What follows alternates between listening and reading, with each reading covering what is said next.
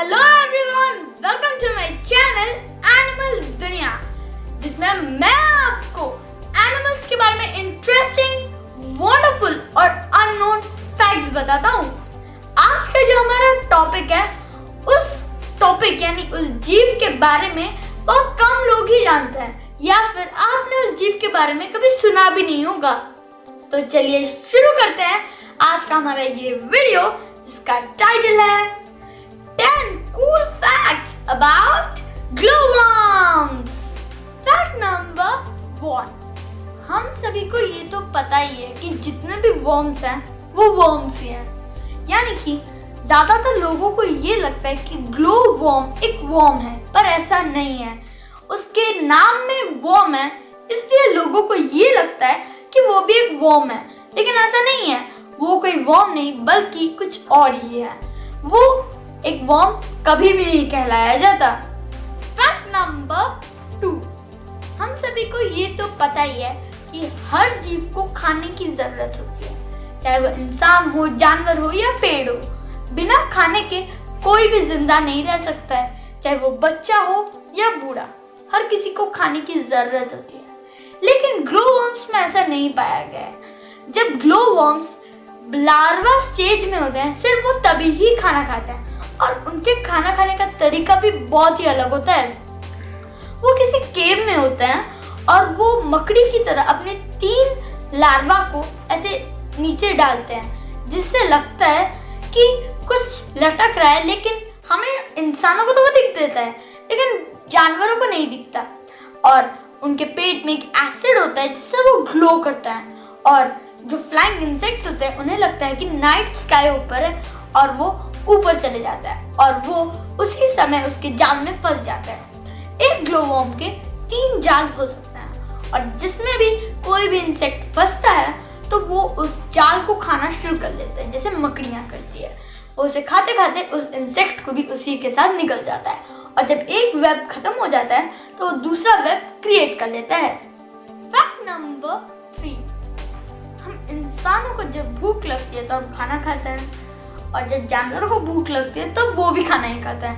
अगर कोई हर्बीवोरस है तो वो घास फूस खाना शुरू कर लेता है, जो कि लगभग हर हर्बीवोरस हर समय ही करता रहता है। कार्निवोरस है तो वो शिकार पे जाता है, और अगर ओमनिवोरस है तो वो घास फूस या फिर वो शिकार करता है। लेकिन हम सभी का एक तरीका है, यानी कि जब हमें भूख लगती है तो हमें अपने अंदर से फील आता है और हम उसे एक्सप्रेस नहीं कर पाते हैं, लेकिन जो ग्लोवर्म्स होते हैं वो उसे एक्सप्रेस कर सकते हैं।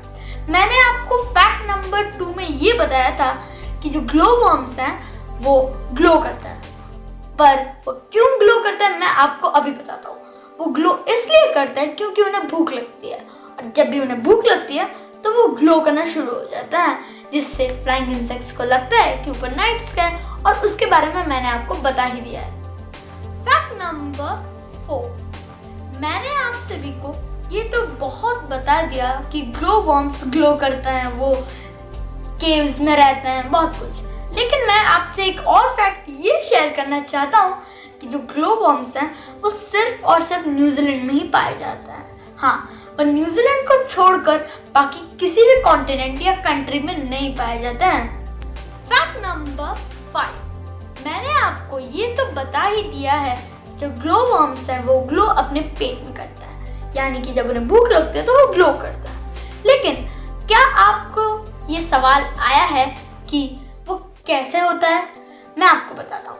साइंसी स्टफ नाम का एक पदार्थ उनके पेट में पाया जाता है, जिसकी वजह से उनके पेट को ग्लो करता है, और वो जब भूख लगता है तभी वो साइंसी स्टफ को रिलीज करता है, जिससे वो ग्लो करने लगता है और उसका शिकार खुद थाली में आ जाता है। फैक्ट नंबर 6, हम सभी को ये तो पता ही है कि जो ग्लोवर्म्स होते हैं वो सिर्फ न्यूजीलैंड में ही पाए जाते हैं, और वो केव्स में रहते हैं, और वो केव्स के छत पे रहते हैं। ये बात हम सभी को पता ही है।